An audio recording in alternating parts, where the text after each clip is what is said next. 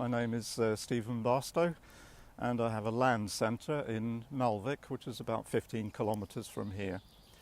And I have two other gardens apart from the main land centre, which are associated in some way, in that many of the plants that were originally grown and tested in the land centre are now in separate collections as a kind of a form of security, and also making them much easier available for the public. If you come to my garden, you won't see signs everywhere, but here and at the Varesvenner community garden, which we're going to visit afterwards, all the plants are signed, so it's easy for the public, and they're both open 24 hours, so anybody can go at any time and don't need me to be there.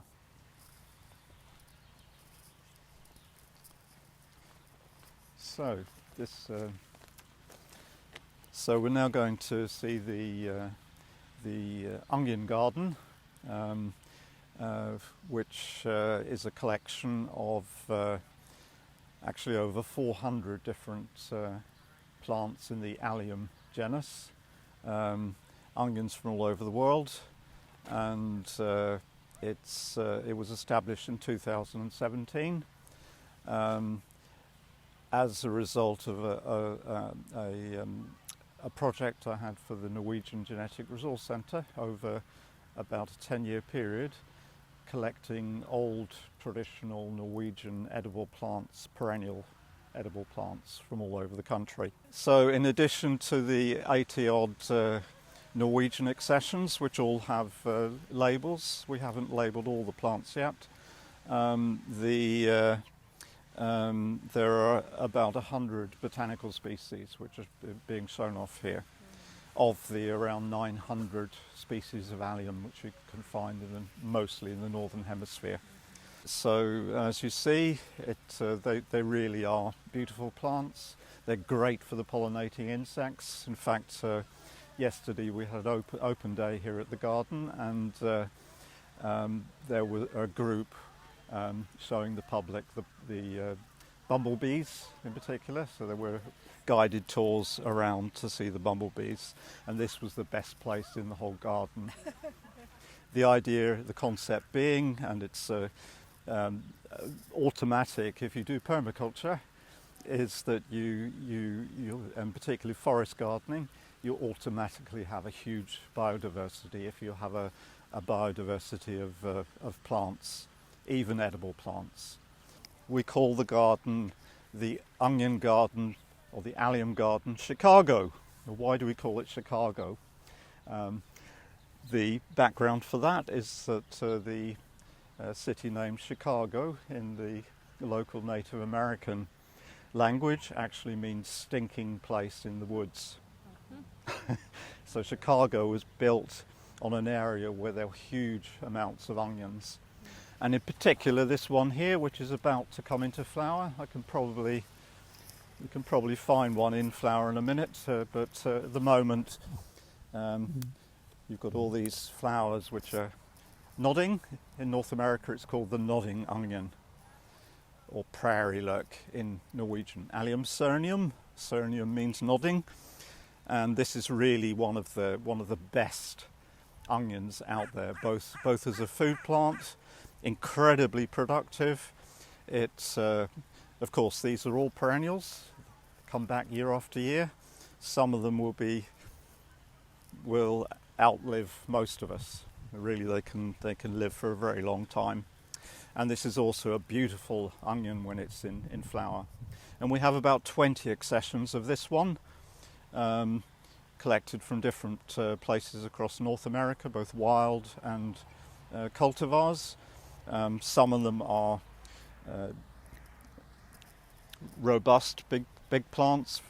Others are more dwarf, like this one here, which is a bit later, with these kind of curly-whirly leaves. This is a variety from Oregon in North America. there's a huge variety of these, and the next phase of flowering will be this one, which will dominate in a week or so. Otherwise, we have another heirloom Norwegian, is this one here. By the way, most of the plants in the garden here were originally grown in my own garden, so I collected them from all over the country, and then I had a big collection in the edible garden, the LAND centre, and I moved all of the ones I had at home to this more compact garden, which is public, open, friendly. Another one which is really interesting, traditionally in Norway, is this one here. It's a Welsh onion, Allium fistulosum, a fairly low-growing variety, and you can see different ones around the garden if you look around. It's pretty well in full flower here. Also, probably the onion which is most popular with the pollinating insects, the bumblebees and wild bees, etc. But this one is a traditional onion which was grown on turf roofs in the Gudbrandsdalen Valley. You've perhaps passed this area on the way up here. And these turf roofs they planted onions on the roofs originally because as a protection against fire. So sparks from the chimney could have effectively burned down these wooden buildings. So they planted these as a protection against that. But it's a plant that's not native in Norway. It comes originally from Siberia, and so it's been in Norway for a few hundred years, but not longer than that. So actually, it turns out that in this project I had for the Norwegian Genetic Resource Centre, that we discovered something like 10 of these old roofs that were still existing, and also at the same time the roofs were actually protected by law, so it was no longer allowed to harvest or do anything with these roofs apart from maintaining them. But I was allowed to collect plant material, and we have several of these in different parts of the garden here.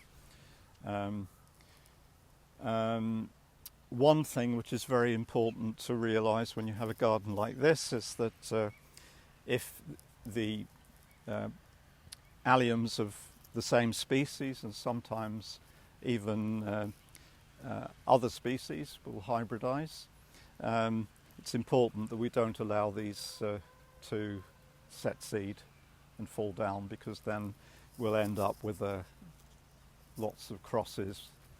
So we're trying to maintain the original varieties here. So the biggest job is actually deadheading the flowers before they set seed. Actually, this one is also a roof onion. If you can see this one here, and it's very different. Can you see it's flowering later? It's a different colour, and but this is the one which we collected from a roof at the highest elevation in Norway, at 850 metres, way up in the mountains on the edge of the forest zone. So almost alpine. These are incredibly hardy because they come from Siberia originally. They tolerate, they're succulent, they have their own water supply, so they don't, in really hot weather, they don't become dry. So, but this one is very different, and it turns out that it was planted by a botanist in Oslo in the 1930s. So it's not as old as these, which go back several hundred years probably. So it was obviously a different genetic, so it wasn't from the same area. But nevertheless, it has survived right up to today on this roof. So each plant here has some kind of story. We have many of the Norwegian varieties. This is another one. In English we call it Egyptian onion, which is a hybrid between allium kepper, the usual bulb onion we can get in the supermarket, and allium fistulosum, this one we've just talked about. And there's a particular form of this which, this is a better example, which in Norway we call a story onion, etagelurk, which forms these top set onions, these small bulbils on the top, which can get to quite a big size, and these in turn sprout and produce another set of small onions, and those again can also sprout almost to infinity, if you like. But the record that's been claimed is a 5-story Egyptian onion. But strictly, it's not an Egyptian onion. Most people think of this as the same thing everywhere, but there are actually different forms of this. And the one that produces several stories is actually called Katowice onion. It comes from New York State and was deliberately crossed by an English plant researcher who was interested in crossing botanical species. And this one was so peculiar that it became very popular. It was easy just to take a bulbil and plant it in the soil, and eventually it spread worldwide. And this is one of the oldest onions that I've traced in my project, which goes back to a small island called Udoy on the south coast of Norway to around about 1890, and was grown in the same family from that time. And I asked them if there was any connection with New York, and this was deliberately crossed around about 1870, not long before. And right enough, the family had been actually visiting New York in the 1890s.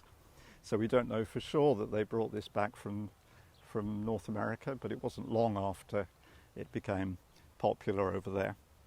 So so that's the Udoy, or Katowice onion from North America.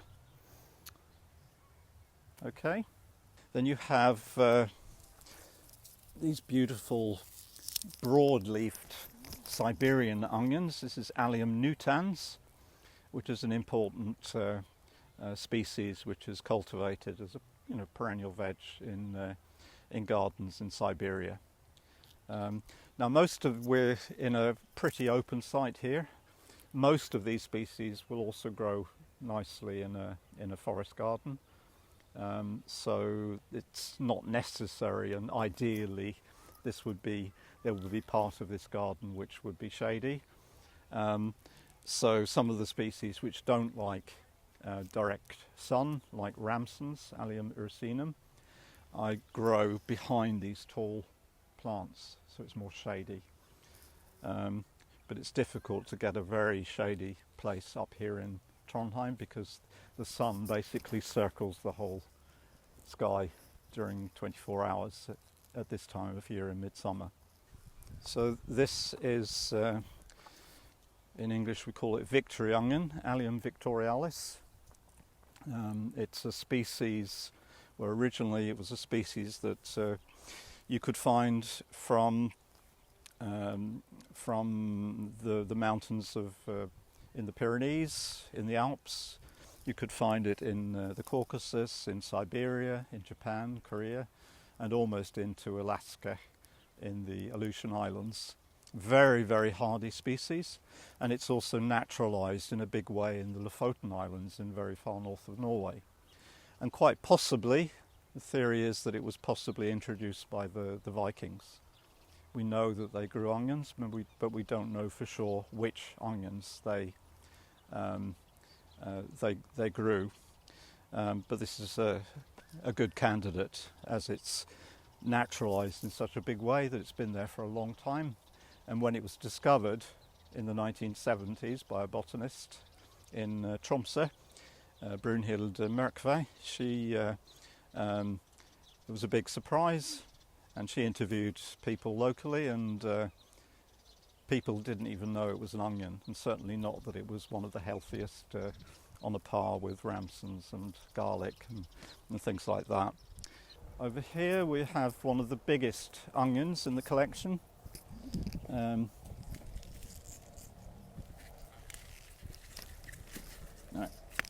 Just take a couple of leaves, really big leaves. This is related to Welsh onion. There's a totally different species from West Asia called Allium scamense. So from Western Russia. This one is, and it's a very hardy species and one of the most productive onions we have in the garden. So up to this stage you can take all the green onions there and make an onion soup with, for example. So in my, the way we're totally self-sufficient in veg, so we never go to the supermarket to get veg. So but we do grow also bulb onions, shallots, but when they're finished, or alternatively, so you can just use the greens in any onion instead of the bulb onion. It's slightly different, but it works very well. I remember once making this is also called tower onion because it's so tall, and it was delicious, a soup made just from the leaves up to about this stage, just before flowering. So these flower stems on many onions can also be used for food in the same way as you can use garlic scapes. The flower stems of garlic, so delicious in stir-fry dishes, etc. Here, this is a Russian cultivar called Salatny. Which is much bigger than the roof onions, you can see clearly. And just look at all the pollinators on here. I absolutely love it. So this and that one were crossed to make this one here, which was crossed by a Dutch onion farmer. So he produces onions for the ornamental trade. And he came up with this interesting cross, which is even more productive than the originals.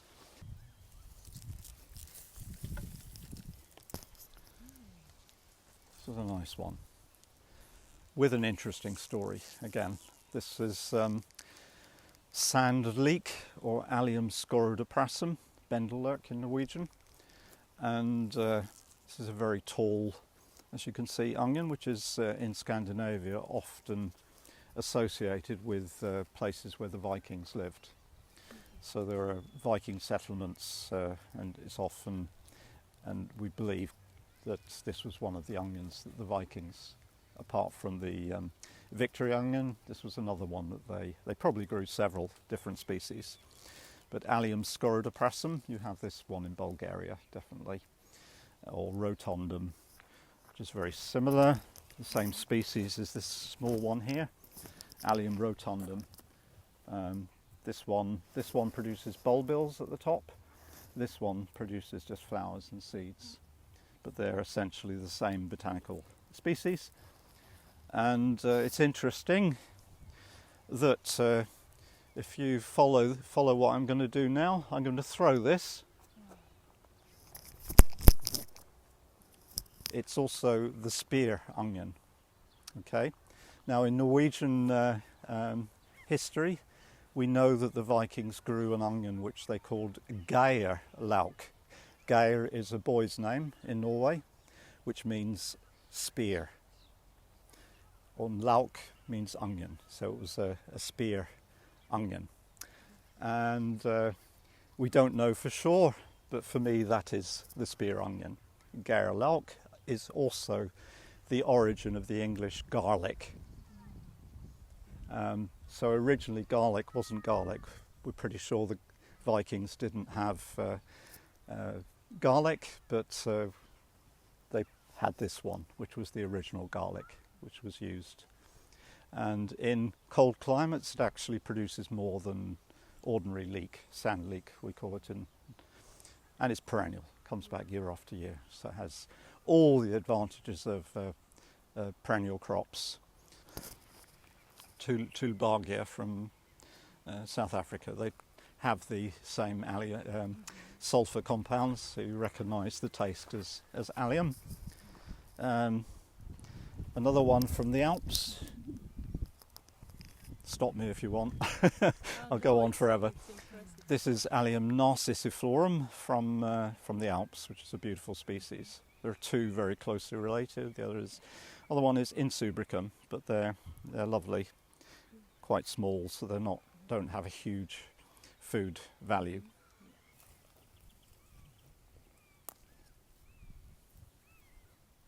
It's almost flowered over now with these very broad leaves.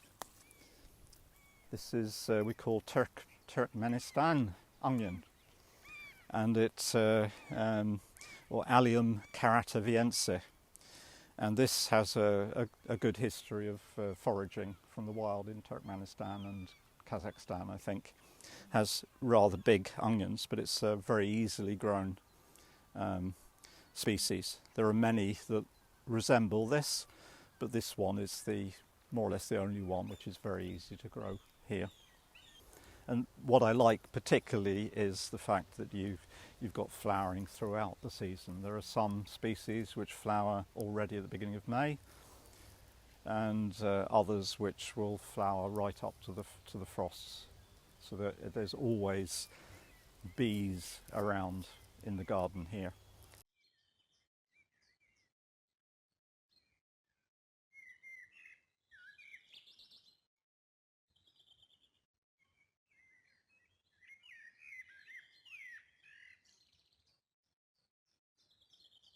So welcome to the Varesvenn community garden here on the outskirts of Trondheim. This is my three gardens are about 15 kilometres separated. This one lies in the middle, and it was also started the same year, 2017, as the onion garden we've just visited at the Botanical Garden. And 2017 I'd also taken early retirement to concentrate. I was an oceanographer, if you like. I was a wave energy specialist and all my working life, and then decided that my first love was the plants. So I had the opportunity to take early retirement, so I did that in 2017. And almost straight after that decision, I was offered the possibility to develop the onion garden at the Botanical Garden, and I also was asked if I would like to be part of this community garden here. It was actually a lady called Sylvie Kwan. She had the idea that it would be great to develop a place where the local community could grow their own food. The concept here was it was going to be fully organic, but it was going to be organic plus. There was going to be, through myself, there was going to be an emphasis on perennial food. There were going to be fruit and berries and nut trees, and we would also develop the whole garden as kind of a forest garden, if you like, integrating food with perennial crops, traditional annual crops, and fruit and nut trees, etc. In Norway, it's often said that farmland, particularly in the mountain areas, can't be used for anything apart from growing grain for the animals. But the reality, in particular in the lowlands around the fjord, is that it's incredibly productive and can be used to produce many other things, hundreds, thousands of different food plants if we wish. And at the same time we can improve the nature rather than do the opposite.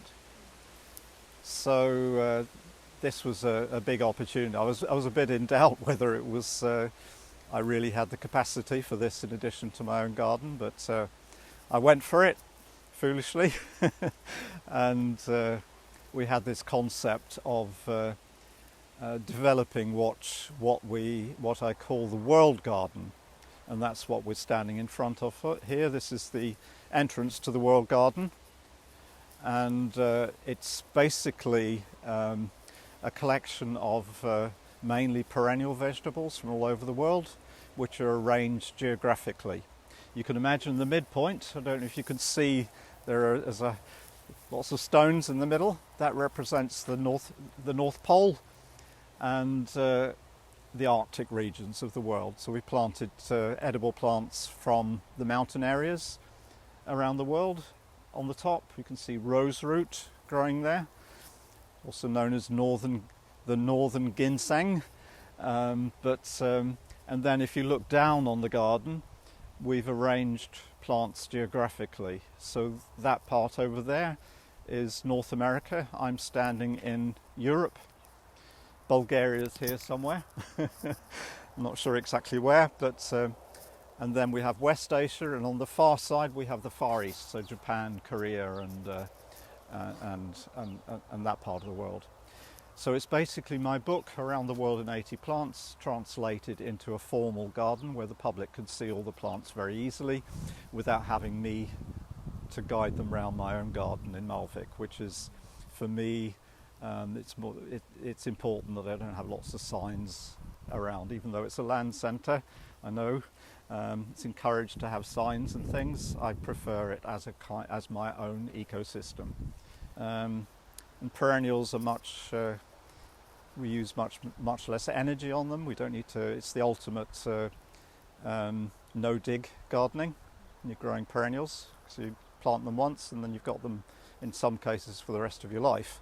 I have one perennial veg which I planted in 1984, which is sea kale, and it's still alive after 40 years in my garden. Not all of them are long-lived. This is a perennial rocket, Diplotaxis. They tend to die after flowering, but they can live and produce these rocket arugula-like leaves over 2 or 3 seasons. Whereas the annual rocket, if we grow that here, it very quickly flowers and doesn't produce much at all. So this is absolutely brilliant compared to annuals. So this area is all European plants, and I mentioned this organisation KVANN, KVANN, and it's the same. It's actually a plant also. This one here. This is KVANN, Angelica archangelica, which is probably the most important food plant in Norwegian history. Not only for the Norwegians, but also for the Sami people, the original people in the far north, Laplanders as we used to call them. We don't hear much about their vegetables. We hear that they eat reindeer all the time, but we don't. Obviously they had to eat vegetables as well, and it was mainly wild edibles that they collect in the springtime. They would collect the young shoots of Angelica or KVANN, and it would both be eaten fresh together with sorrel, for example. There's a sorrel over there, and it would also be fermented for use during the winter, and they would ferment usually in a reindeer stomach as a receptacle, and they would stuff the cooked mass of young leaves and shoots in there, and they would add a little bit of reindeer milk as a kind of a starter, bacterial starter, and it would then ferment, and once it was fermented then it could be stored right the way through to the following spring in a cool place, usually by a river or something. So this was a traditional, very important Sami vegetable. But this was also a vegetable that the Norwegians loved. They loved it so much, it was like a candy of the day. And they would they would take long walks up into the mountains where it grew. And the most popular part was the flower stem. It's not quite flowering here yet, but the flower stem, if you peel the outside, which is slightly fibrous and stronger tasting, the inside is actually quite sweet tasting. So it was the candy of the day. But unfortunately, when they took the flower stem, the plant would often die. And over the years, the Norwegians over-harvested in a big way this very popular vegetable. And we know also the Vikings used it. There's a story from one of the Viking kings, Olaf Tryggvason, actually buying Angelica for his Ture, this lady, on the market in Trondheim in 1,000 years ago or so. So this is really, so it was really good that somebody actually decided that we could call this Kwan, because the letters Kwan translated stand for knowledge and protection of useful plants in Norway. So that's really what we stand for, and we are organised according to what we call laug, or guilds, we have a guild for perennial vegetables, for example, which I lead, and the members can then ask for material from this garden, and I can send it out in winter, both seeds and vegetative material. Asparagus. This is a fairly young plant, so we haven't started harvesting this yet. Maybe next year. But asparagus originates in the Mediterranean countries, and actually there are many species of asparagus used around the world in different countries, different species. But the main one is officinalis, which we can cultivate in our gardens. But unfortunately, nowadays, if you buy asparagus from the supermarket, it's generally imported from Peru or China, which is a real shame, in particular when this is real seasonal food for me. And it's very important that it is part of a seasonal diet. I think in diets which have been proposed, one of the most important things is to eat seasonally. We also have a number of perennial kales, and perennial kales in particular, these are fairly young plants. You see that perennial kales are marginally hardy here. In some winters it goes fine, other winters they all die. Like last winter we had a very hard winter and all my perennial kales here died. But I always take cuttings in the autumn of them so that I have a backup. So these have been replanted this year from cuttings. This is a Dutch variety, Eeuwige Mos, and this is the only surviving UK Taunton Dean perennial kale. And this could be really, really big eventually. Of course, we have things like nettles that everybody knows about, and I can impress people by... This is one of these stinging nettles. Not quite, because I had a few burns there. But this is one that doesn't have many burning hairs, so it's a milder. But so we have two different varieties of that are stingless stinging nettles. We have French sorrel here. I love my sorrels. We have Carletti, as they call it in Italy, Silene vulgaris, or Bladder campion, which is you can buy on markets in Italy, for example.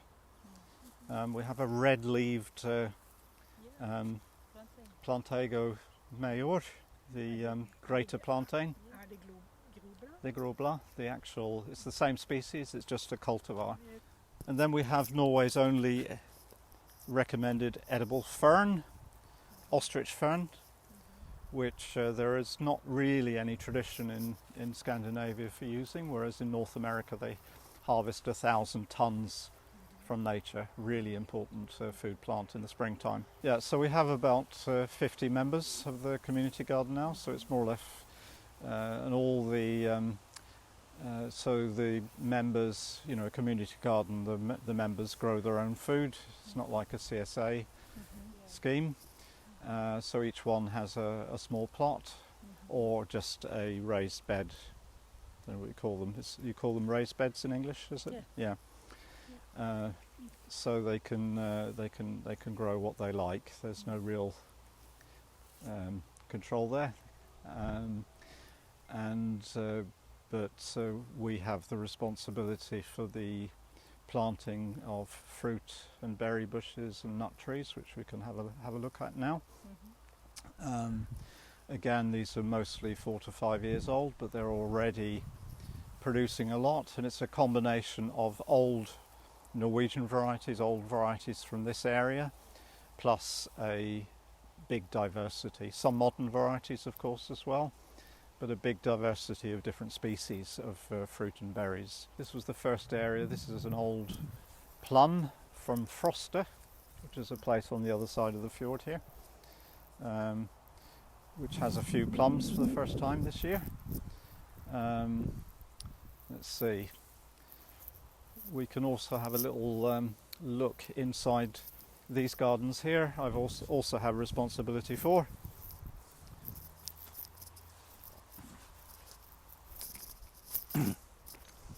So here we have more traditional annual crops.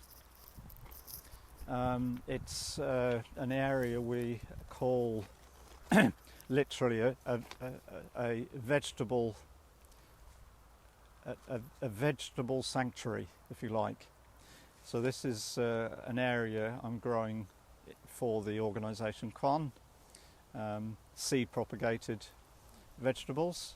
Again, many old varieties, so we have many different old varieties of turnip here. But in addition, over here we have old varieties of peas, which I grow out to seed, which I then share with the members of our Norwegian Seed Savers. And it's a mixture of well-known vegetables and less known vegetables. One of those that up until 10 years ago was almost unknown as a vegetable was broad bean, or fava bean. A bean which grows incredibly well in this area. And I fantasize that there should be bean fields all the way around the fjord here, because it's so easy to grow. There are no pests or diseases at the moment on that crop, and the authorities are encouraging us to eat more vegetarian food. But if you look at the typical vegan diet, it's all imported food, chickpeas and for falafel and hummus. But the original falafel and hummus from Egypt were made with fava beans. This is a trial of different varieties of chicory, which is another vegetable I absolutely love, but is very rarely grown in Norway. The one I have grown for some years is the Witloof Belgian chicory, which is forced in the winter, which gives me winter vegetables. So these are grown for the roots. Actually, one of them is for edible rooted chicory, which I use as a vegetable, and this one is the Witloof, which I'm growing for the roots, which will be harvested in the autumn. They will be moved into my cellar and then forced through the winter to give these chicons, or these white shoots, all winter. I don't dry or ferment any of my vegetables, which sounds a bit crazy to some people, but I have a traditional cold cellar under the house, which allows me to store and force vegetables all through the winter. So we're almost always eating fresh greens. So we've planted about 250 now, fruit and berries. Some come from my own garden originally, some come from Efrus, this place, Robin Liebe. Yeah. This is a kind of aronia. Lots of different roses. These are more perennial kales. This is part of my collection.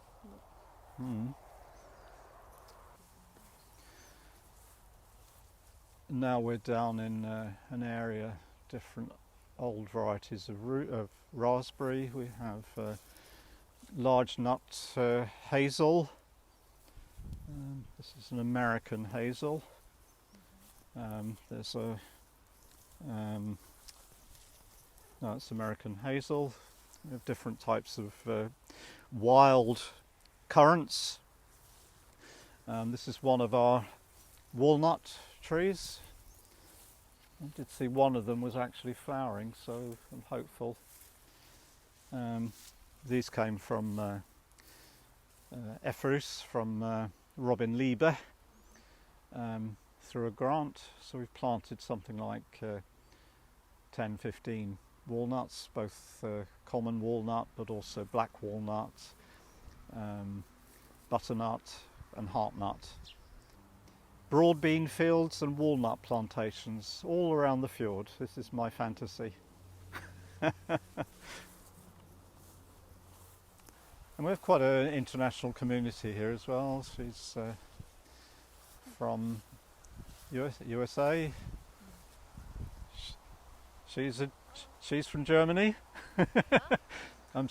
Jag ser att det är ganska internationellt här. Ja.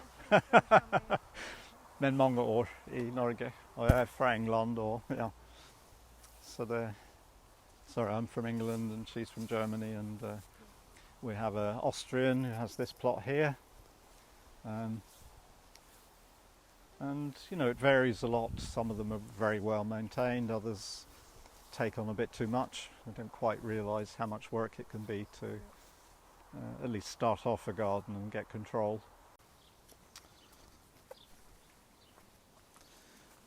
Well, welcome everybody to the Edible Garden. This is the place I've lived now for 40 years. So it'll be 40-year celebrations this autumn, I believe. I must find the exact date. So we moved to Norway in 1981 and moved here in 1984. And as you see, there are a lot of trees around. And most of the big trees were here when we moved here. There's a crow which invades this area in certain years, because when the nuts or the pine nuts fail, the crop is bad in Siberia, the birds migrate to the west, and they will also eat hazelnuts which were in the garden, so they would find a crop there. But interestingly enough, there was a big invasion in the 2000s here, and the Siberian nutcracker discovered that its own food plant, which is Siberian pine or Sembra pine of the Alps, had been introduced to the city of Trondheim and various places, including a place called Malvikodden, just on the other side of the bay here. And so this was also their food plant, so they were able to find both hazelnuts and pine nuts. And a few of the birds that invaded that year stayed and started breeding in the forest around Trondheim, totally isolated from the original breeding area in Siberia. And still today, 20 years on, we have a small breeding population of Siberian nutcrackers around Trondheim, totally isolated. So it caches the nuts. And one day I remember seeing it caching the nuts in my own garden. It was hiding them down on the slope here. I'll show you the result of it. Come with me. Do you see this tree here? This is a Sembra pine or Siberian pine, which the nutcracker sowed in my garden. Kind of lost it during the winter, and it germinated. And this has happened several places in the garden, so I've got my bird sown food forest here. Yeah, and then we've got the hazel as well. This is the original wild hazel. The nuts are quite small, so I leave most of them for the birds, but we've planted large nut hazel There's one down in the bottom of the garden and also the community garden. And we already see there's quite a diversity of plants and quite a jungle almost, you know. And it's interesting, I've kind of let go of control of the garden, as I mentioned, and I've just observed how nature would do things. And it's just astonishing to see how plants find their own guilds, their own small ecosystems. For example, here. Now we've got a big birch tree here, which would be impossible to live with if I allowed the roots to go into these, what were originally vegetable plots for annual vegetables that I dug almost 40 years ago now. These are what we call raised beds. They're no more than, so there's a path here, so I dug out the pathway, filled in with stones or other things I had available, and I've never really walked on the garden. You can reach into the middle, 1.2 meters breadth. So not the kind of, nowadays raised beds have wooden sides, you know, but in those days there was a book called Raised Bed Gardening that I bought in the 1970s, which inspired this. So these beds have been under more or less permanent cultivation since for 40 years. Anyway, at the end of this bed here, these two beds, there was very bad yield. So if I tried to grow potatoes here, there was hardly any yield because it's so dry with the overhanging birch. I stopped the roots going into the garden by digging down to the rock below. And the rock below is a very special fertile rock called phyllite. A lot of the best agricultural land in Norway is over phyllite, it turned out. And this is something I learned in my PDC. I started exploring, understanding more about what my Fyllit, yeah. So it's a kind of maybe I could find a bit, so you can see what it looks like. It's a bit like slate. Can you see that? And it crumbles. So these big spruce trees here. At the outset, there was no more than about 10-15 centimeters of soil over this rock.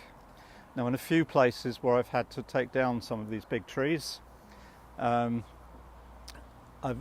also taken out the root, and it's amazing how deep they go. They've made their own soil over all the years, and because this is a very fertile rock, that's why it looks so green. And it's every year I cut parts of the garden, remove, and it comes back just as productive as the year before. And this bed that this area here that I began to explain gave almost no yield using annual crops, is actually amazingly abundant with these perennials that have found each other in a way. And I mentioned in the community garden my favourite perennial vegetable. This is the Caucasian spinach, or Hablitzia tamnoides, which I accidentally discovered. It was missing from all the books on edible plants of the world, but it was a closely kept secret in Scandinavia, and in particular in Sweden. And a Swedish author, Lena Israelsson, wrote about this plant in the 1990s in a book about unusual vegetables.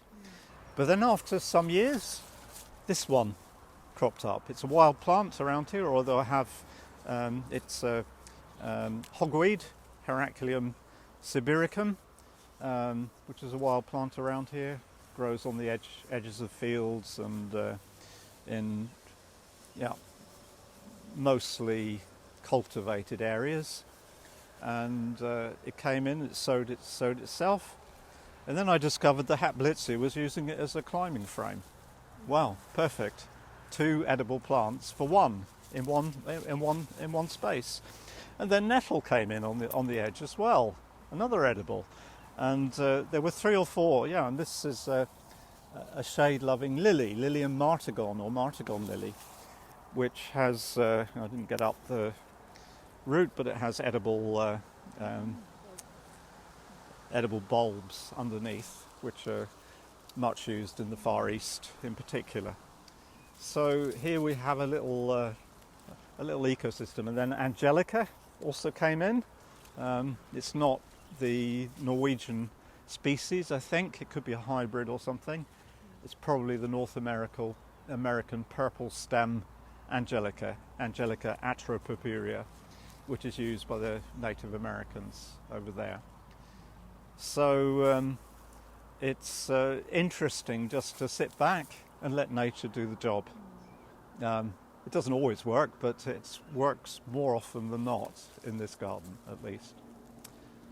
Of course, it helps to have the knowledge about the plants, and maybe I encouraged them or dug out a few at the beginning, but now it's more or less a free-for-all in this part.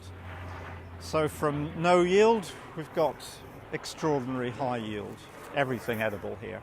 It's like a jazz cooking, if you like. I'm just go out into the garden and I go in one direction. I never know what I'm going to harvest. So I just pick the things, and usually it's about 20 different things that I mix together in these. And this and that became a bit of a signature for me. Because I had collectomania. My dad collected stamps. I had to collect something, and it ended up being the edible plants of the world. And at one stage, I had 2,000 edible plants in this garden. 1990s, early 2000s, I was reading about the Mediterranean diet. And how, it started with researchers finding that old people in mountain villages who were eating a traditional diet had very little heart and lung disease. So ethnobotanists got money to find out what the hell these guys had been eating to make themselves so healthy. And it got coined the Mediterranean diet. But reading these papers, I understood that it was much more than, we're encouraged in Norway still to eat a Mediterranean type diet with olive oil and, some fish, a little of everything, lots of greens and that kind of stuff. But most people can't do the Mediterranean diet. For me, the Mediterranean diet was a large diversity of, in particular, leafy green vegetables. And this could be one of them. Hogweed. And over that period, since the 1990s, 1980s, they discovered over 3,000 species of plants which were used traditionally in the Mediterranean countries. Huge diversity. But not only that, they also discovered that they also made multi-species dishes. It was kind of like a ritualistic thing in the springtime. They would go out into their olive groves, into their gardens, into nature, and collect all the edible plants they could find. A big mixture, often over 50. So I have lists of that were documented at that time of things they made soups with, they made pizzas, they made salads, you name it. Lots of different dishes which are documented being used with a multitude of different species. So I thought, well, I can do that as well. I can make a multi-species dish. That sounds cool. We can go along here and I can show you my oldest perennial vegetable.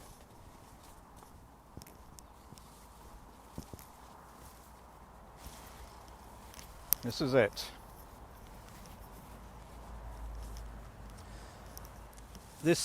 On this side is a sea kale, Cranby maritima, which was planted in 1984. So this is also 40 years ago, maybe 85, I'm not totally sure. So it's almost 40 years old, and it's still producing every year in this garden, which shows. So I've never had to dig it up, never needed to dig the soil. The only thing I've done on this bed, unlike other perennials in the garden, I cover with a layer of seaweed in the autumn. Partly to insulate the roots, because it's partly not totally hardy perhaps here. And then I add leaves on top of that and that's gradually built up the height of this part of this bed. I don't know if you can see it, but this part here is much higher than there because this has had added seaweed every year. Being a coastal plant, seaweed is perfect for it, and it handles salt, and it's just amazing. It's even bigger this year than normal. We've been eating from this for over a month now. Garlic here, the original garlic, Allium scorodoprasum, Gaia lauk, which is also a coastal plant in Norway, so I planted it in together with the this is bendelurk in Norwegian, or skoglurk, which is often connected with Viking places in Norway. There are a lot of lilies here, you can see. It's kind of gone wild, but they have edible bulbs, which we can harvest in the autumn. And there are some nice pollinators, like hummingbird, hawk moth, that come into the garden and feed on them. Sometimes the whole tour of the garden takes 2 weeks, so I have to hop over a few plants. But if there's any plants you wonder what it is, then please just shout out, and I can hopefully tell you. This one is invasive. Here in Norway, Sweet Sicily is Myris odorata. Fantastic vegetable, I eat a lot. And at the moment, the young seeds are delicious candy. So there you go.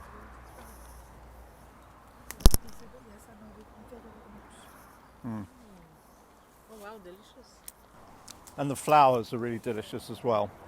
They can be added to salads.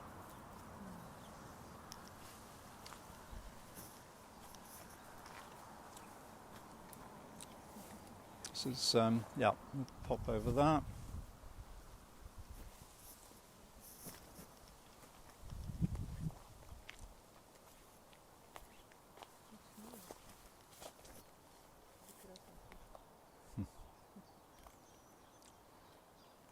But you're not supposed to plant that in your garden now, so, but I eat all the seeds so it doesn't spread anymore.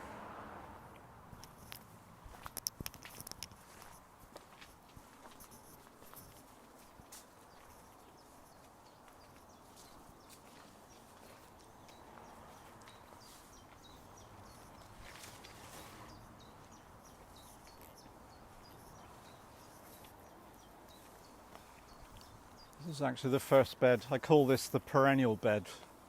Historically, this was the first bed I started growing edible perennials. So it has a number of daylilies. It has, that's, not sure what lily that is, but it's been there for some time. There's hosta, which are fantastic, as we talked about. No, we didn't talk about that one, did we? We can... which is another plant that I kind of discovered, first for Europe anyway, but in Japan in particular, so they sell hosta in supermarkets over a very long period as a vegetable. In the rest of the world, it's an ornamental plant, the most popular ornamental plant you find in all countries. It's adapted to many different climates. I've seen it in the subtropics, I've seen it in the Arctic. So it's a very easily grown plant, unless you have problems with snails. So further in England, that's often a problem. And very easily grown, and it's productive. You can cut down the whole plant and it will still come back with new leaves and produce flowers, and the flowers are edible and the flower stems are edible. And the shoots, it's mainly the shoots and the younger leaves that are used. In Japan, they often blanch the young shoots. You can say hello to my oldest Hablitzia, called Caucasian spinach. This one here. So this is the one that's 23 years old. It's never received any fertilizer. It's only accidentally got water, if I've been watering these pots here, and it's just as productive year after year. Quite astonishing, actually. And it likes to spread laterally, but we kind of bind it up to help it a little above the wall. I've been trying to learn how to identify dandelion species. I have a friend in the UK, Andrew Prendergast, who knows a lot about, is knowledgeable about dandelion species, and I bought myself the UK guide to British dandelions, identification guide. So it tells you all the botanical details of around about 200 species of dandelions. So what we see out in nature and just call dandelions is actually many different species. So he sent me named species, so I know the names of them. That helps me then to key them out in this book and learn how to do this.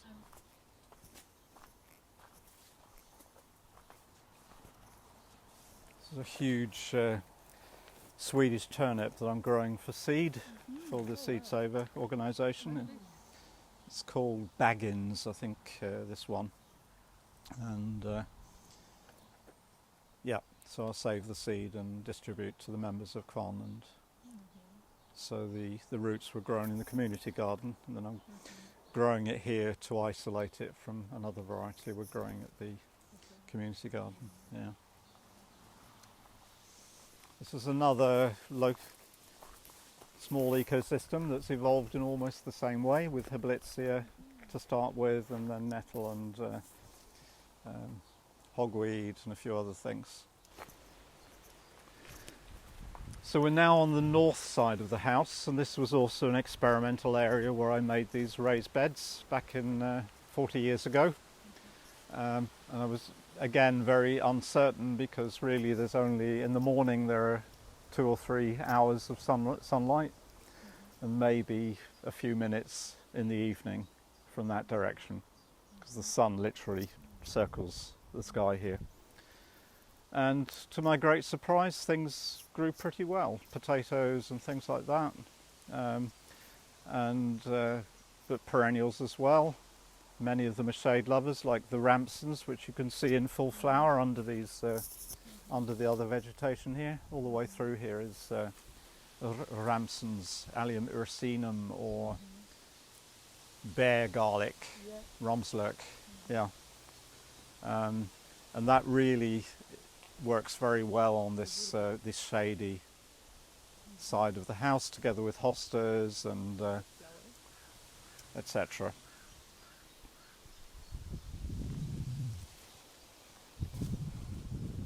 But also onions, like the prairie onion, grows very well in very shady places as well. Very productive.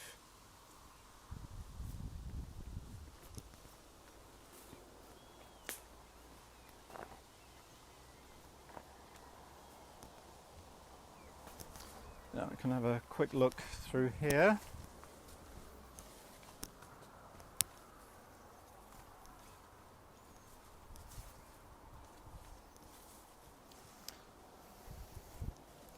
I have a lot of plants in the cellar in the winter, because we basically get our fresh vegetables, which are stored in the cellar, which has a temperature of 3-4 degrees in the middle of the winter, and then all the plants go to sleep basically. So they're planted in soil, either in wooden crates or in plastic pots like this. So this is Swiss chard that's been eaten during the winter. And we're still not quite finished with emptying the cellar. It's a job that hasn't highest priority in the springtime. So this is what it looks like. So this is absolutely full of plants in the winter. Some of them are rotting, like this beetroot. Sorry about that. Anyway, so you could feel the cool down here. And this was just priceless to store food. the real way to store food, but unfortunately modern houses are no longer built like this. Even the eco-village, there are no cellars under the houses. That to me is, what's the point of an eco-village without, and they're encouraged to grow their own food. There's nowhere, so they've had to build underground, these lean-to veg stores, which they buy commercially. So this is my stratification bed, or my cold treatment bed for perennials, for germinating seed. So I'm sowing seed mostly from November to February. There were 3 articles in the biggest gardening magazine in Norway, the Hagetiden. And when the journalist came here, she asked me if this was a permaculture garden. And I'd heard of permaculture, of course, but I hadn't really grasped that was what I was doing. I was planting largely perennials where they would grow in nature. I was, watching and learning, and so the journalist asked if I was doing permaculture. I said, well, I guess so. I don't really know. But I looked up on the web and found the Norwegian Permaculture Association, which I hadn't heard of before, and came across this guy called Jan Bang, who's the grand old man of permaculture in Norway. And I contacted him and said, this gardening magazine wonder if I'm doing permaculture, and they'd like a definition of permaculture. And you can ask 100 people and you get 100 definitions of what permaculture was. Anyway, he sent me the definition that was on the website, and that was published along with the article in Hagetiden. And that attracted the attention of permaculture people, who started contacting me and saying, oh, I'd love to come and see your garden. I've heard it's, or your forest garden. And I didn't really know about, well, I did read Robert Hart's book about forest gardening that came out in the 90s, but I didn't really grasp that was what I was doing. In fact, I found the book a little bit boring because the plants weren't really interesting. So I kind of ignored it, went to the back of my mind that it was forest gardening I was doing.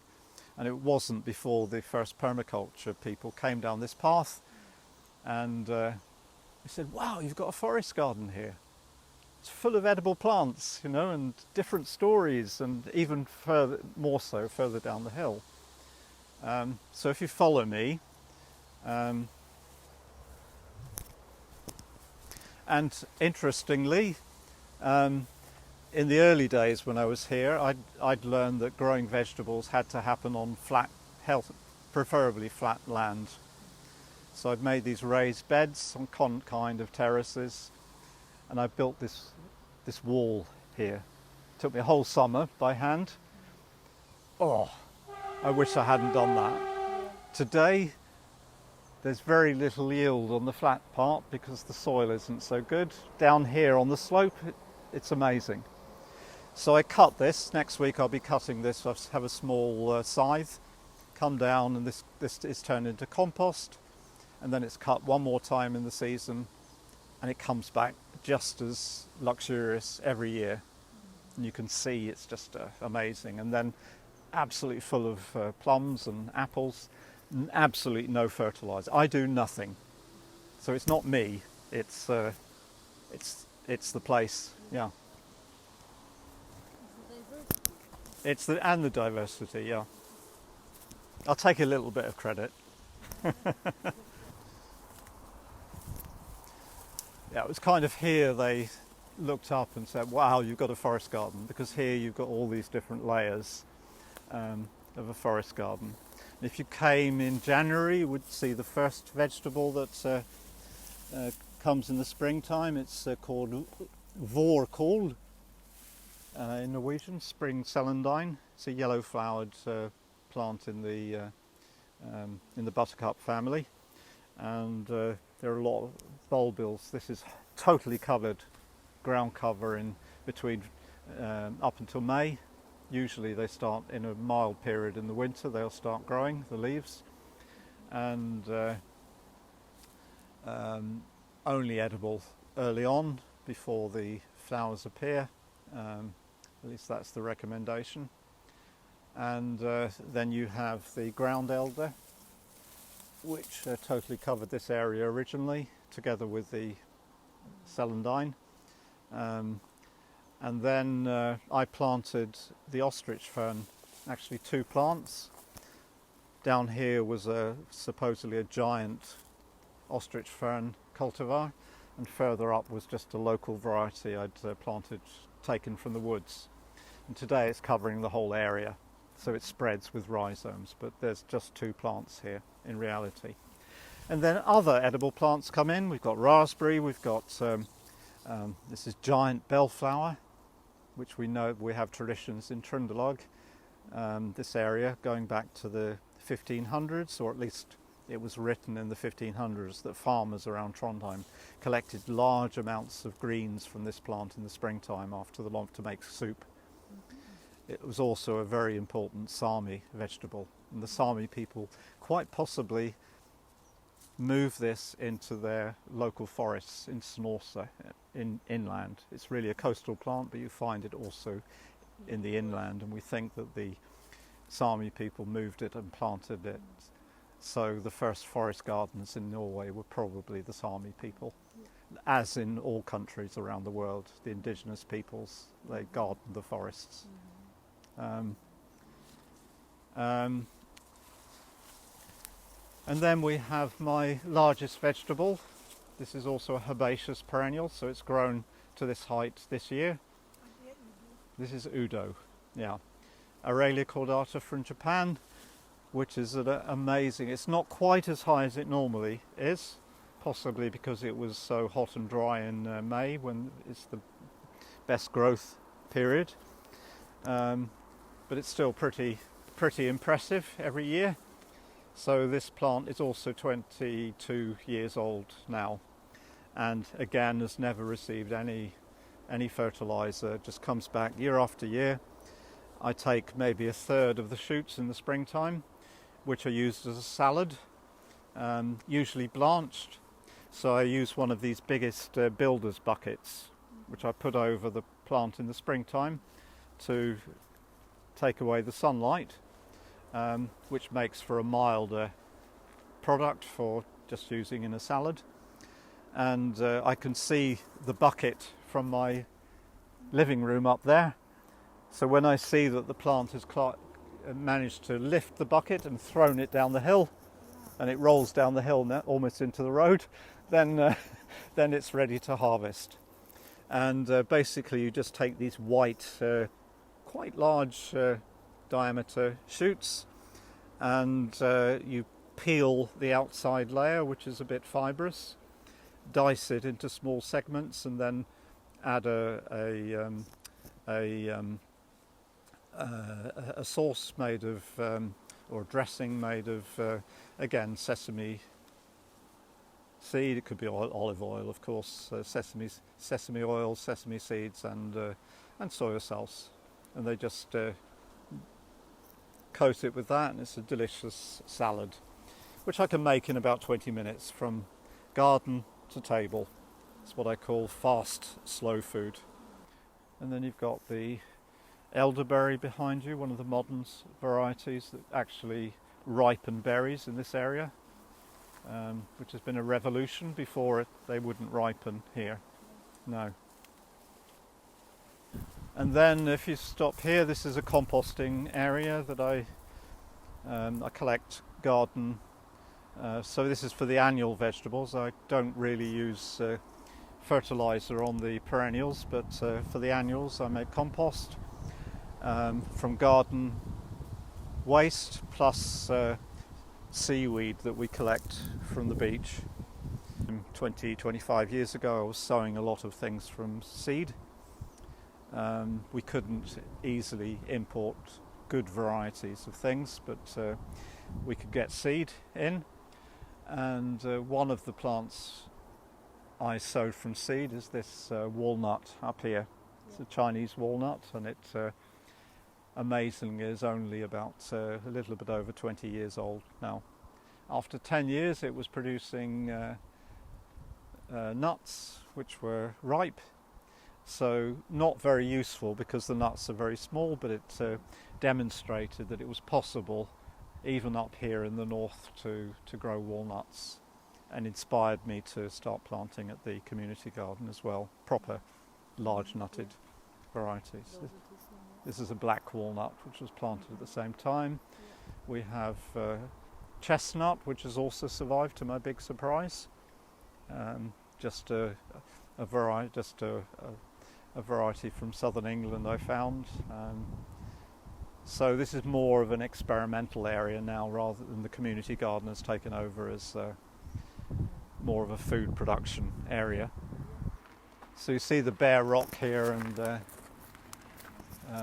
very shallow soil all the way up here, but and the hazel, a lot of different tree species. We've got the sycamore invasive, we've got bird cherry, there's some wild barberries, the